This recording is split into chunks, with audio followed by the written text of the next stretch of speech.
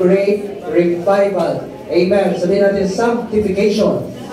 Amen. Praise the Lord. Praise God. Amen. Umaapaw tayo dito. Every Sunday, sabihin natin, thank you, Lord. Every Sunday, mas dadami pa ito. Amen. Dahil yung aking mamahal sa buhay ay makakasama na. Amen. Alabahan na natin Panginoon. Praise God. With the best God of praise to God. Parang kulang yung palakpak natin. Sige nga, wait lang, no? Pwede ba natin palakpakan ng Panginoon base sa mga pagpapala na binigay ng Lord sa atin?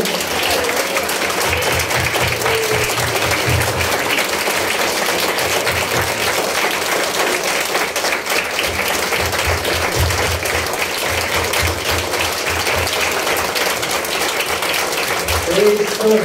Kulang yung oras. Amen?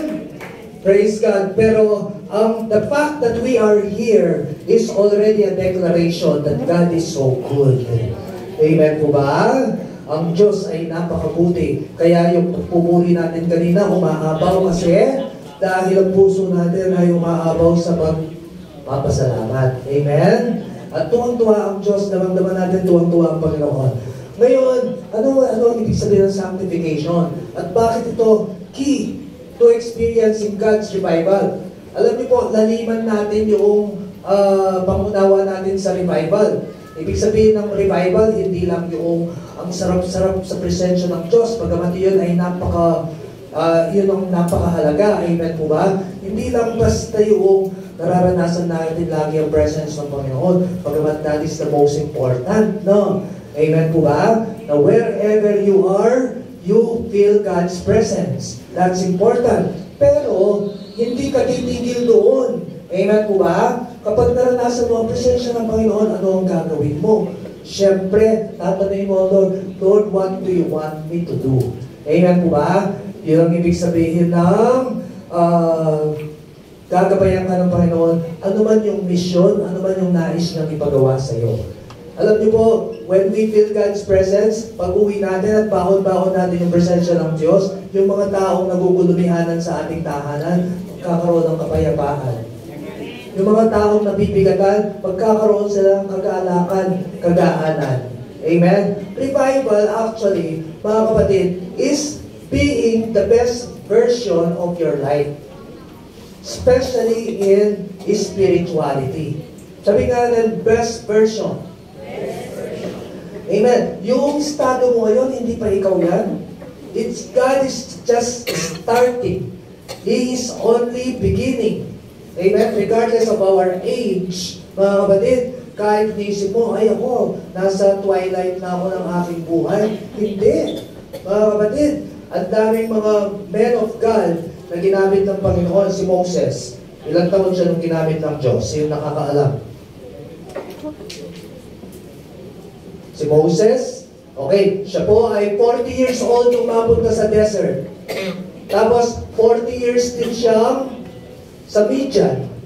Tapos, tinawag siya ng Lord after nung siya ay 80 years. 80 years old. Kaya si Nanay Glo, wala pa sa peak ng kanyang buhay kasi 73 pa lang siya. Nay Glo, no? Tama, Nay? Yan, buti tumama na ako ngayon. Dati sabi ko, 65. Okay, kung Tatay Ernie, 79. Malapit ka lang mag-Moses. Thank you, Lord. 80 years old, tinawag ng Lord si Moses. At, mga kapatid, saka pa lang siya ginamit ng Diyos. Saka pa lang niya naranasan yung nahati ang Red Sea. Amen? Bumaba ang mga kung ano-ano mula sa langit, yung 10 plagues, miracles. Amen po ba? Amen. Kaya sabihin mo, God is just starting in your life. Amen. Amen? Yung susunod na slides dyan. Yan, basahin niya. The more deeply sanctified your life is, the greater in feeling of God's presence you will experience. Amen?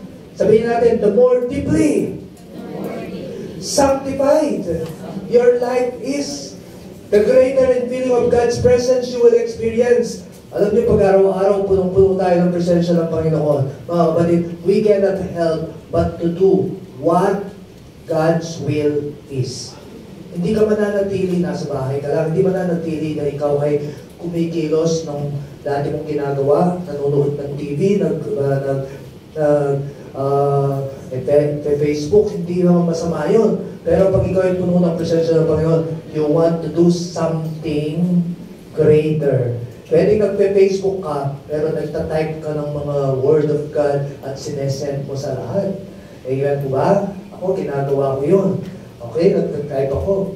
Pwede nire-reach out mo yung mga tapos tinitignan mo kung sino yung may mga problem, tine-text mo, tine-encourage mo. Amen? Praise God. Yun yung time na gusto mong maging blessing to people around you. Amen po ba? Basahin nga natin muli, malakas, mga kapatid. The more deeply sanctified your life is, the greater in feeling of God's presence you will experience. Sabi sa Joshua 3 verse 5. Basahin ko natin malakas. Everybody? Mas malakas? And Joshua said to the people, Sanctify yourselves. For tomorrow the Lord will do wonders among you. Lakasan natin, mga kapatid. Sanctify yourself. Tomorrow the Lord will do wonders among you. Sige, umanap po tayo ng kapartner. Okay, sabihin nyo sa kanya, kapatid, sanctify yourself. For tomorrow, the Lord will do wonders in your life. Sa kabila naman po, pwede sa likod, sabihin niyo, kapatid, o baka mas maganda, sabihin niyo ang pangalan, no? Hernani, sanctify yourself. Yan. Tomorrow, the Lord, amen, will do in your life. Charis, sanctify yourself. Tomorrow, the Lord will do wonder in your life. Amen? Amen. Okay. Mga kapatid, ang tanong, kapag hindi mo sinanctify ang sarili mo, will God still do wonder? No. No. No. Si Joshua, kung meron bang hindi nag-sanctify ng kanilang sarili nung time na yon, will God do wonder? Nung time na inutos ni Joshua, ang mga tao niya, yung inutusan niya, nasa 6 million. Nasa 6 million yung mga sinasabihan niya yan. Kung halimbawa, isa, dalawa, tatlo doon, hindi nag-sanctify, will God still make Jericho wall? Yun yung time na yung Jordan River ay nahati. Tama no, mga bags. Yun yung nahati ang Jordan River. Imagine, ang description pa doon Jordan River is at the floodgates level. Ibig sabihin noon, overflowing level. So, ibig sabihin, pinakamalalim. Parang sa atin ay high tide. Amen? So, ang high tide ay tumataas na hanggang 1.2 meters. Yun yata yung pinakamalalim, 1.5 meters, ganyan. Ibig sabihin, ito lang ang dagat. Pag high tide, ganyan siya kataas. Kaya sa Pilipinas, ilan ang Ilan ang isla? 7,107 pag low tide. Pag high tide. 7,000. 7,000 na lang. Kasi nakalubog yung iba. Okay? So, nasa high tide nun. Pero alam niyo mga kapatid, nahati ang nahati ang Jordan River. Nag-collapse ang walls of Jericho.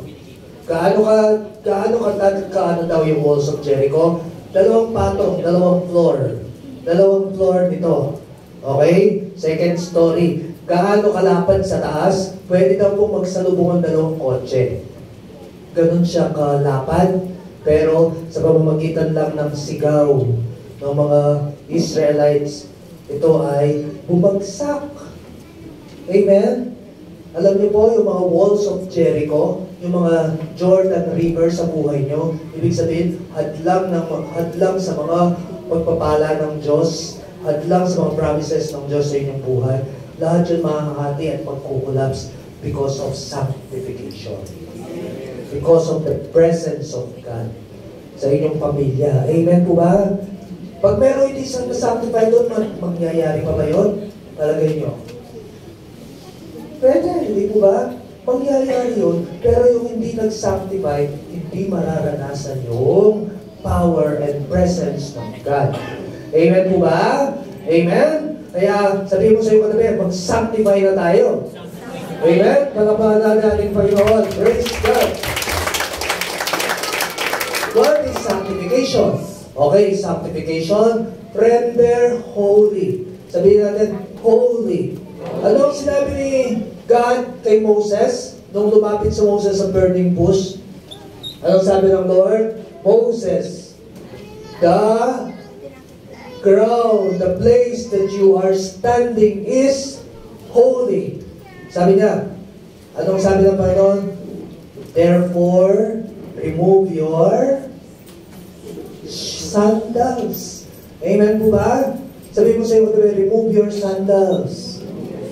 Amen. Doon sa baba, pag sila papasok sa kanilang sambahan, nagre-remove ng sandals. Nakita nyo? Amen? Okay. Iyon ay symbolical, yung removing your sandals. Pagamat maganda yun, of course, kasi healthy speaking, kahit yung mga sa bahay natin, hindi natin pinapasok ang sandals. Pero sa presence ng Lord, it is symbolical. Ano yung symbolical? Yung sandals kasi, yung shoes natin, dirty yan. Amen? Kung saan-saan napunta. Kung saan-saan umapak. So, ibig sabihin, kapag ikaw, lalapit ka sa presence ng Panginoon, remove any dirt. Amen? Magpalinis ka muna, magpasanctify ka muna sa Panginoon. Kaya sabi ng Lord kay Moses, Moses, remove your sandals. Because the place where you are standing, ibig sabihin, symbolically, remove your sin. Amen? Be sanctified. Amen po ba? Palapakan natin ating Panginoon. Praise God. Make pure or free from sin. Okay, wala namang taong walang kasalanan. Lahat tayo, actually, sa buong maghapong ito, lagi tayo nagsosorry ba kayo sa Panginoon araw-araw? Bakit? Ayan. Okay. Nagsosorry tayo. Bakit dati hindi naman tayo nagsosorry kahit makapagmura? Kahit makagawa, sinasadya pa nga natin nun, di ba? Sinasadya natin manakit ng kapwa, magpatok ng ano. Di ba? Bakit di tayo? Kasi iba na ang nature natin. Sabihin mo, iba ka na kasi. Born again ka na. Anong sabi ng anong ibig sabihin ng born again? Tinanggap mo na si Jesus sa puso mo. Binago ka na ng Panginoon. Amen? Paano mo nalalamang born again ka? Kapag ikaw ay ayaw mo ng magkasala. Amen po ba? Kasi ganito, ang baboy, tingnan nyo, ang baboy at ang pusa magkaiba. Tama? Pusa na lang kasi hindi naman natin masyadong kilala yung tupa dito sa no. Okay? Pero ang baboy, kapag iyan ay pinalikuan mo, tapos, tinanggal mo ng putik, di ba? Maputik siya, pinalikuan mo, nilagay mo sa bahay. Pagkatapos, pinakawalan mo, anong gagawin niya? Okay, bakit? Okay, kasi sabi na yan, baboy kasi. Ayan. So, kasi yun ang kanyang nature. Amen. Sabi mo, dati ganun tayo. Amen. Dati, okay lang magkasala tayo, di ba? Pero, tingnan nyo yung pusa. Ang pusa, kakaiba. Kapag nalagyan siya ng dumi, nabasa siya, o kaya ano man, uupo yan. Tapos, didilaan hanggang luminis yung kanyang. Kasi gusto niyang malinis, ayaw niya nang meron siyang nararamdamang dumi. Amen po ba? Iba yung nature niya. Ngayon, dati, yung nature natin, okay lang magkasala. Pero ngayon, ang nature natin, ayaw na natin ng kasalanan. Amen po ba? At yun yung sinasabing new creation. Ibig sabihin nun, born again ka na. Sabihin mo sa iyo, born again ka na. Anong sabi ng 1 Corinthians 5:17? If anyone is in Christ, he is a new creature. The old is gone. The new has come. Kaya sabihin mo, congratulations. Welcome to your new life. Amen po ba? Sino po dito ang born again na? Bago lang nila lang. Amen? Palapakan na natin Panginoon. Praise God. Ano ba po? Consecrate. Ibig sabihin ng dedicate, sanctified, consecrated, solemnly dedicated, set apart for a high or sacred purpose. Amen po ba? Ang buhay natin ngayon, gusto natin maging kalugod-lugod sa Panginoon. Amen? Gusto natin magawa ang kalooban ng Lord. Parang ayaw na natin mabuhay kung hindi lang tayo mabubuhay para kay Jesus. Amen po ba? Amen? Parang ang sarap na sabihin lagi sa Panginoon, Lord, gusto ko ikaw lamang ang manguna sa akin. Amen po ba? Amen? Yun yung itinaas ng Diyos ang level ng ating existence. Dati nabubuhay ka para sa pamilya. O kaya naman, minsan yung iba nabubuhay para sa sarili. Yung iba naman, hindi nila alam bakit sila nabubuhay. Di ba? Pero ngayon tayong lahat, alam natin, nabubuhay tayo to give glory to God. To serve God's purpose in our life. Amen po ba? At alam nyo, mga kapatid, very exciting kapag ganun yung klase ng pamumuhay. Dahil excited ang Lord na pagdating mo sa langit, alam nyo, kaya ang sabi ng Psalm 116 verse 15, precious in the sight of the Lord are the death of His saints. Hinihintay talaga ng Lord yun. Bakit? Kasi that is your time of recognition. Okay? Amen? Darating ka sa langit, alam niyo po, by the grace of God, I believe, ang daming papalakpak sa'yo. Sino yun? Yung mga tao na born again sa pamamagitan ng buhay mo. Amen? Amen? Palapakan na natin Panginoon. Yung mga pamilya mo na dahil sa iyong pag-share ay andito ngayon. Pagdating mo sa langit, alam nyo, sobrang excited sila. Amen po ba? Amen. Kaya, mga kapatid, sabihin mo sa iyo pagdabi, kaya ang sarap maglingkod sa Panginoon. Amen. At ang sarap, pag kayo masarap maglingkod sa Panginoon, masarap din umuwi sa langit. Amen po ba? Sabihin mo sa iyo pagdabi, masarap umuwi sa langit. Amen. Gusto mo na ba? Amen? Gusto na po ba? Ha? Ba't tayo? Masarap na eh. Okay? Sabi ni Paul yun. Philippians 1:21. For me, to live is Christ. And to die is gain. Amen po ba? Palapahan natin Panginoon. Praise God. Amen. Alam ko naman sa inyong puso excited kayo, di ba? Amen? Ba't di po kayo makasagot?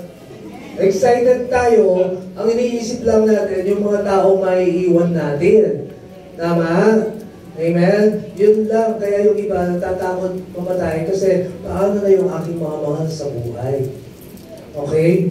Yun yung iniisip natin. Pero, eto ang sinasabi ko sa inyo mga kapatid, pag nasa Panginoon ka, wala kang aalalahanin. Kahit umuwi ka na sa langit, mission accomplished ka na, ang Diyos ang bahala sa kanila. Amen? Hindi ko naman sinasabi po na, mawala na tayo, no? Sinasabi ko lang na, huwag tayong mag-alala. Amen po ba? Palapakan na natin pa doon. Praise God. The need for a sanctified life. Sabi ng Psalm 24, basahin nga po natin, who shall ascend into the hill of the Lord? And who shall stand in His holy place? Ano ba yung ibig sabihin ng ascend? Ascend means enter, approach, get in, climb up. Ibig sabihin, doon pa lang sa entrance pa lang yun. Who shall enter into the presence of the Lord? Ito po, entrance of the presence of the Lord. Yung kanina, stand. Sabihin natin, stand. Yung nag-worship na tayo na nag-worship kanina, tsaka kagabi, that is standing in God's presence, enjoying the presence of God. Amen po ba? At tandaan natin, kung napakasarap makapasok sa presensya ng Diyos, sobrang napakasarap mag-stay sa presence ng Lord. Kung ikaw nakakaranas ng kapayapaan, pag ikaw ay napapasok pa lang sa presence ng Panginoon, how much more great peace, great healing, great deliverance you will experience when you stay in the presence of God. Amen?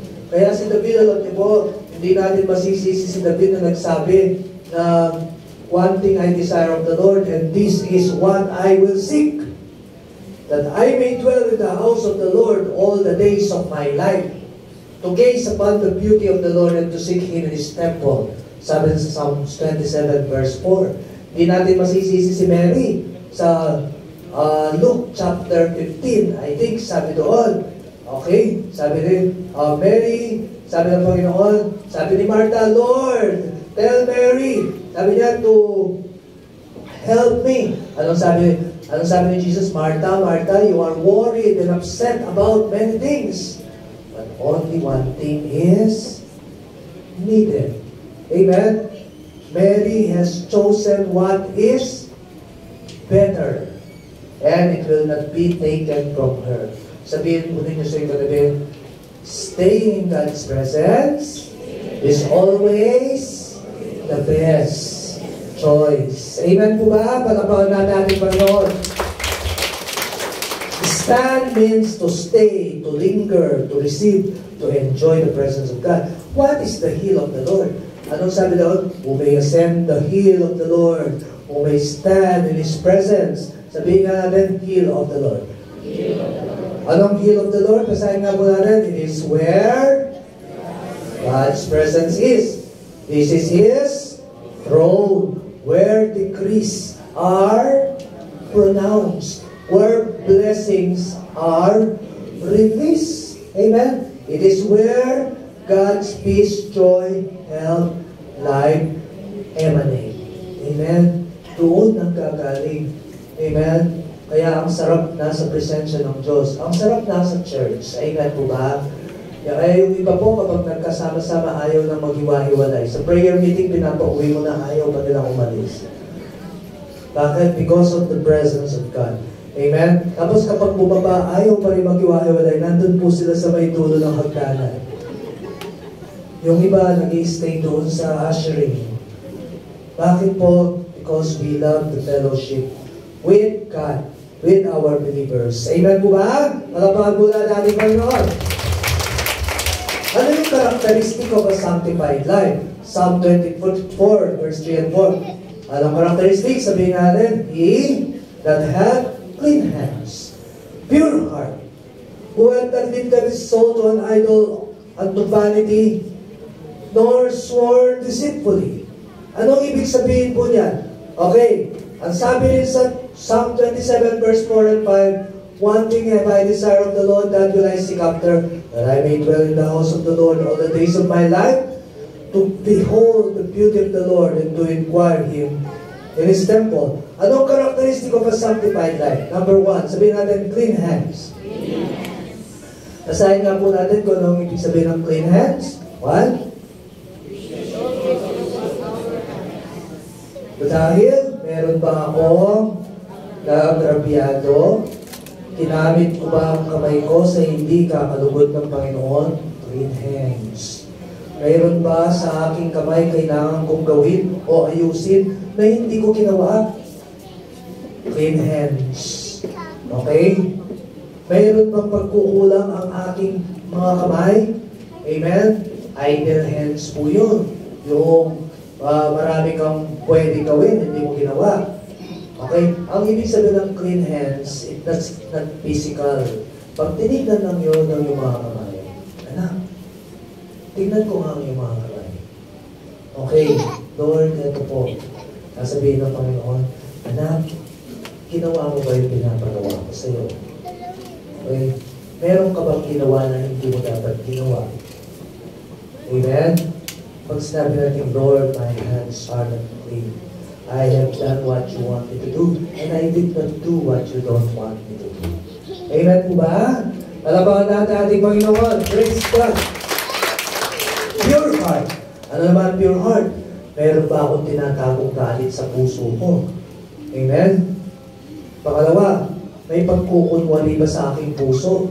Nakangiti ako pero at the back of my mind, iba ang aking iniisip.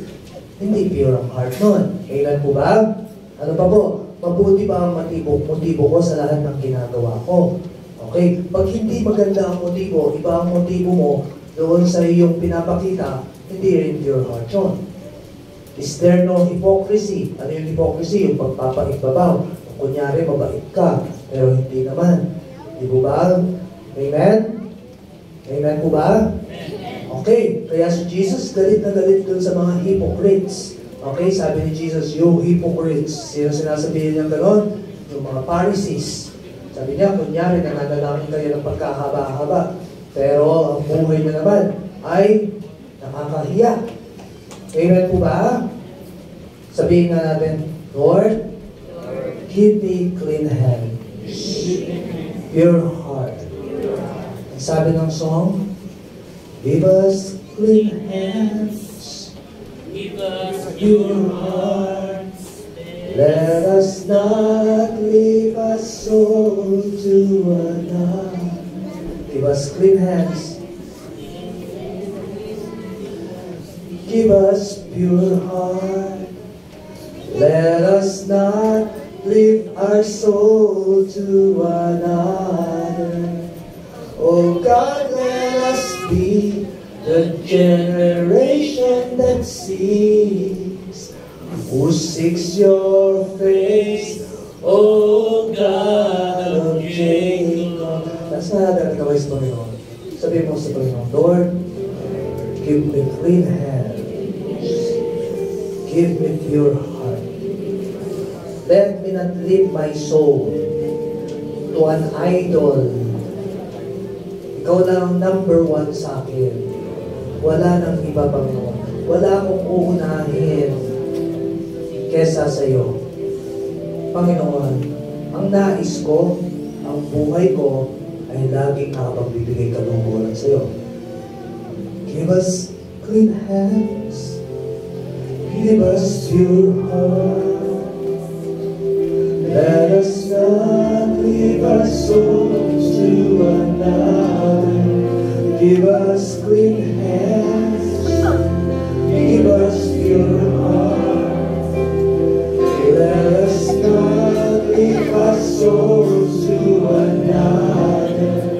Oh God, let us be a generation that seeks your face, oh God of Jacob.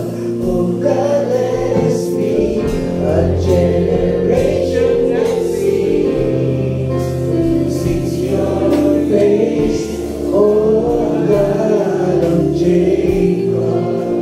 Amen. Tatapusin na po natin, no? No idol, no foreign God.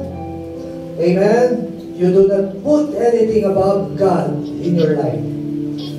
Whether it is your love life, hindi mo yan inuuna. It is your family, hindi mo yan inuuna kaysa sa Diyos. God should always be number one. Pero tandaan natin, iba ang family, iba ang ministry. Iba ang ministry, iba ang God. Ang God, it's our personal relationship. Pero between family and ministry, of course, family should come first. Amen. Family. Gaya ngayon, wala si na Kuya Elmer kasi nasugod siya sa hospital si Jess.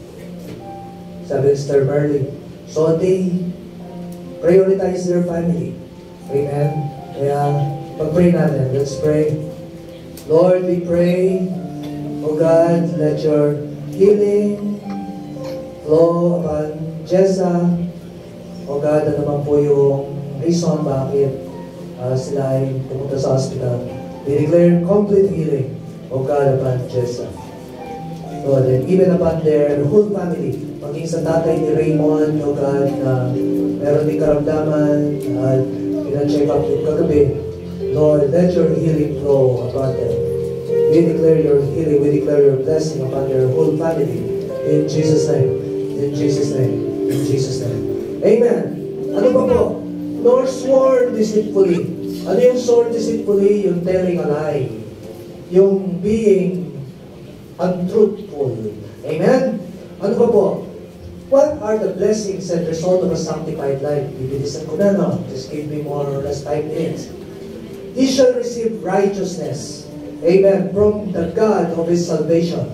Una po, ang una is, He will receive blessing from the Lord. Sabihin nga natin, blessing from the Lord. Next slide po yan. Nagkapalit lang na. Blessing from the Lord. Ano yung blessing? Basahin nga po natin ang ibig sabihin ng blessing. Blessing is anything that you need. Strength, good health, favor, success, wisdom, any good thing. Long, satisfied life, peaceful, contented life. That is the blessing. Walang S. Pag sinabing blessing, ibig sabihin, God will bless you in everything that you do. God will bless you anywhere where you go. Amen po ba? God will bless all your plans. God will bless your family. Ang ibig sabihin nun, anak, I am with you wherever you go. Amen? I am with you all the way. Kasama mo ako kung anong kailangan mo, ibibigay ko. Amen? Higit pa yun sa material blessings. Amen po ba? Palapakan na natin Panginoon. Amen. Okay. At ano yung sinabi? He shall receive vindication. Sabihin natin, vindication. Yun, babalik natin doon sa kanilang slide. Nagkapalit sila, no? Ano yung ibig sabihin ng vindication? The Lord will make your righteousness shine. Papakita ng Diyos na ikaw ang tama. Okay? Sa mga, kahit, alam nyo, huwag kayong matatakot ma-misinterpret. Okay? Ako, ilang beses na ako na-misinterpret. Huwag kayong matatakot agrabyado. Bakit? Kasi, ang promise ng God, He will make your righteousness shine like the dawn. The justice of your cause like the noonday sun. Amen po ba? You don't have to defend yourself. Why? Because you have a God who will defend you. Amen? You have a God who will make your righteousness shine. Ibig sabihin, papakita niya, anak, tingnan niyo. Anak mo bahala, makikita nila na ikaw ang nasa katuwiran. Without you doing anything. Amen po ba? Naalala ko dati, si Senator Joel, sabi nung isa doon sa meeting, sabi niya, tignan niyo si Senator Joel, ang daming nagkakaso sa kanya. Tignan niyo yung sa PDAP, yung hindi ako nagsasalita. Tapos, merong isang, hindi naman JIL, pero nagsalita siya. Sabi niya, di ba sinabi naman na hindi siya yun? Sabi niya, sinabi naman na, na pineki ang pirma niya. Hindi siya yung napumirma doon sa PDAP. Alam niyo po, I did not do anything, pero may nagtanggol kay Senator Joel doon. Kung ako magtatanggol, syempre JIL ako, kilala kong JIL. Natural, pagtatanggol ko. Pero hindi ako nagtanggol. May nagtanggol na iba na hindi JIL. Kaya po, ang Diyos, marami siyang kaparaanan. Amen po ba? Hindi siya papayag na ang kanyang anak ay nagrabyado. At ang mga mali ay nananalo. Amen po ba? God will always make your righteousness shine. Amen. Like the noonday sun, sabi nga, God will show people that what you are fighting for. People will see how good, kind, generous you are. At natutunan ko na po na lalo na sa mga difficult situation, natutunan ko talaga na to wait on God. To wait on God. Lord, bahala ka. Hindi ko na alam ang gagawin ko. I think I have done what I could. Pero I'm giving and leaving everything to you. Amen. Kahit sa personal ko, halimbawa may nagsasabi, si Nigel na sabi, Kati, parang anak, ganun lang yun. Basta ipag-pray mo lang yun. Okay? Parang, Kati, dapat, parang sumagot ka, parang dapat yun. Pero, pag ibigay mo sa Panginoon, wala ka na dapat na alalahanin pa. Amen po ba? Amen? Palapakan po natin ating Panginoon. Praise God! This is the generation of them that seek Him, sabi ng Panginoon. Anong generation na sinisik ng Panginoon? Those who have clean hands and pure heart. Bakit sinisik ng Diyos? Because God wants them to experience His blessing. Amen po ba? Amen. Tingnan niyo po yung blessing na sinasabi ng Panginoon sa Psalm 27. Yan. 4. Basahin niyo ang blessing. In the time of trouble, He shall hide them in His pavilion. Pag ikay nasa trouble, ang Diyos itatago ka niya. Amen. Ibig sabihin nun, wala ka na sa trouble. Nasa Diyos ka na. Amen po ba? Trouble will not touch you anymore. Tingnan niyo po, in the secret place of His tabernacle. Wow! Praise God, ang ganda. And He shall set me. He shall set up our family upon a rock. Ano yung rock? Immovable. Rock si Jesus. Ibig sabihin, sino bang nakatungtong kay Jesus? Amen? The gates of hell shall not prevail against Him. Amen po ba? Kahit anong gawa ng kaaway, hindi mananaig. Amen po ba? Praise the Lord. Praise the Lord. Palabahan niya po na dati Panginoon. Praise God. Last slide. Psalm 5:12. Anong ginagawa ng Lord if our life is sanctified? For Thou, Lord, basahin po natin, will bless the righteous. With favor will Thou compass him as with a shield. Sabihin nga natin, God, bless the righteous. With favor, ang ibang salita dyan, you will surround them. Surround, sabihin natin, surround. Surround them, top, sa ibaba, sa sides, all around, you will surround them with your favor. The Lord will surround us with His favor if we walk a sanctified life, if our family is sanctified. Amen po ba? Tayo ay i-envelope ng Lord sa Kanyang pabor, sa Kanyang biyaya, sa Kanyang habag, sa Kanyang pag-ibig. No one can touch us. Amen po ba? Amen? Palapahan po natin ating Panginoon. Praise God. Praise God. Sa oras na ito, pwede bang lahat ng mga magkakapamilya ay tumayo? Tumayo. Yung mga magkakasama muna ang family, no? Ayan. Praise God. Praise God. Amen. Sige po. Sa oras na ito, nais kong tawagin ang pamilya ninyo, no? Nais kong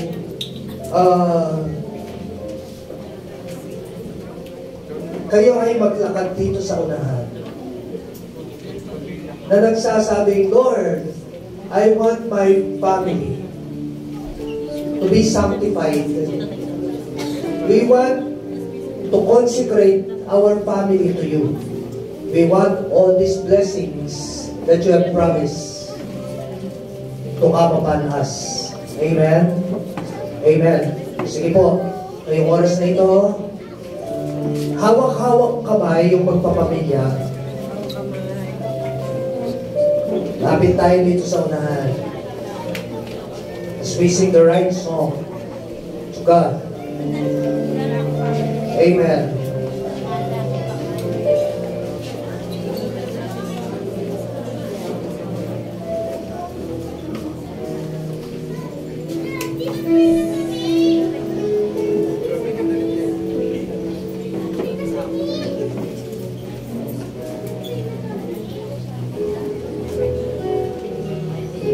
Sige po, hintayin natin. Pwede kayong lumapit pa sa unahan. Thank you, Lord. Here I stand, forever in your mighty hand.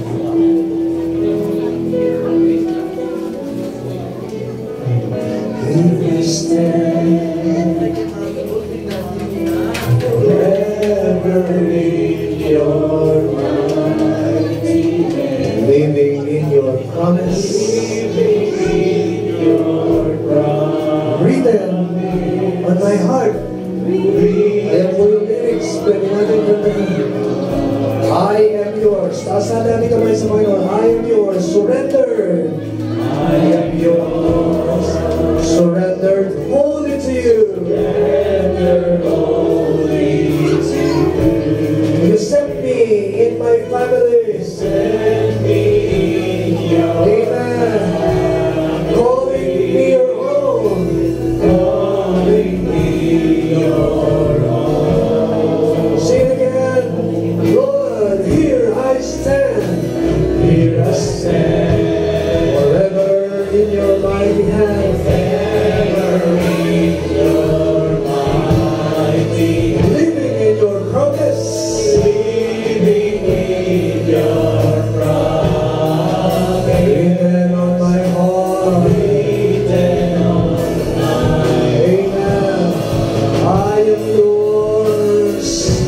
Surrender. I am yours. Surrender only to you. You set me in your plan. Calling me your home. Calling me your hawak-hawak ang kamay na mataas. I belong to you. All I need, your spirit, your truth, hear my cry. I need desire to know you more. In your name, I lift my hands to the King. Oh yes, it's the name of grace I bring heaven knows. I long to love you with all I am. I belong to you. Amen. Taasan natin mga kapatid sa Panginoon. Sumunod po tayo sa panalangin ito, sabihin natin. Bago yun, pwedeng mag-yakap-yakap muna yung magkakapamilya as we lift our hands together. Mark, yung mga KKB, sige, i-gather mo yung mga KKB na nandyan. Kung lapit kayo kay Mark, yung walang kasama ng family, mga KKB. Thank you, Jesus. Thank you, Lord. Ngayong oras na ito, sumunod po tayo sa panalangin. Sabihin natin, Amang Diyos na kapangyarihan sa lahat. Ikaw po ang aking pag-aasa. Ikaw ang aking Diyos. Salamat. Tinawag mo po ako ng aking pamilya. Panginoon, naniniwala ako. Napakaganda pa ng plano mo sa aking buhay. Nagsisimula ka pa lang. Kaya ngayong oras na ito, patuloy ko pong itinatalaga na nagkakatiwala sa iyo ang buhay ko. Tulungan niyo po akong lumakad ayon sa iyong kalooban. Ano mang mga naging kasalanan, naging pagkakamali ko, patawarin po ninyo ako. Ngayong oras na ito, ganap ko pong sinusuko ang aking buhay sa iyo. Ikaw ang aking maging Diyos, tagapagligtas ng aking buhay mula sa oras na ito. Ikaw ang maging Diyos ng aking pamilya. Panginoon, salamat. Ganapin po ninyong magandang plano mo sa aking buhay at sa aking pamilya. Salamat po. We will receive blessing from the Lord. God will make our righteousness shine like the dawn, the justice of our cause like the noonday sun. God will shield us with His favor. Yes, God will make us dwell in His presence. Salamat, Panginoon. God will protect us even in harm. Yes, kagaya ng pinangako mo po, Panginoon. Sabihin po natin, you have promised, Lord, in times of disaster, we will not wither. In days of famine, we will enjoy plenty. Kahit na mahirap ang buhay, mananagana pa rin kami. Salamat, Panginoon. Ito ay pinabahayag ko sa aking buong pamilya. Ako at ang aking buong sambahayan, para sa iyo lamang. Maglilingkod kami ng tapat. Mamumuhay na naayon sa iyong kalooban. Ikaw ang lamang, Panginoon. Ang aking Diyos. Panginoon, na aking buhay. In Jesus' name. In Jesus' name. In Jesus' name. Amen. Sama-sama na po tayo magkakahawak ng kamay ngayon bilang isang pamilya. Thank you, Lord. Father God, bilang iyong pamilya dito sa JIL, Malibay Maricaban, ngayong oras na ito, Father God, pinapahayag namin noon na kami po ay kikilos ayon sa iyong kalooban. Lord, pwede bang yung pwedeng lumuhod, luhod lang tayo sa no? Panginoon, God, hinihiling po namin, O Diyos, na lalo pa po ibuhos ninyo yung presensya sa amin pong iglesia at lalo na yung maranasan yung pabor, yung pagbabalag sa amin at sa aming kapatiran. Kahit yung mga wala dito, Panginoon, mga kapatiran namin sa Cavite, sa Hugo, Lord, sa ibang mga lugar, sa Taguig. Father God, bless them, Lord, in the name of Jesus. In the name of Jesus. Sa Bulacan, Panginoon, thank you. Bless them and touch them, Lord. Hallelujah. Yes, ngayong oras na ito, i-extend natin ang ating mga kamay kung saan tayo galing. Let the blessing of the Lord be extended to our family right now. Yes, to our roots. To our roots. Amen. Amen. Amen. Yes. Amen, Lord. You are touching them. You are touching them. Amen. Amen. Amen. Yes, Lord, you are touching our roots, our brothers and sisters. Oh God, our extended family, lalo na yung hindi ka nakakakilala sa iyo. You are touching them. You are blessing them. Lord, wherever they are, in all parts of the Philippines and even in the world, you are touching them. Yes, in Jesus' name. In Jesus' name. Thank you, Lord, Holy Spirit. You are healing them. You are encouraging them. You are making miracle in their life. Yes, amen. You are destroying all the yoke of the enemy in their life. Salamat po. Thank you, thank you, thank you. Oh God, we entrust to you everything. In Jesus' name. In Jesus' name. Amen. Amen. Amen.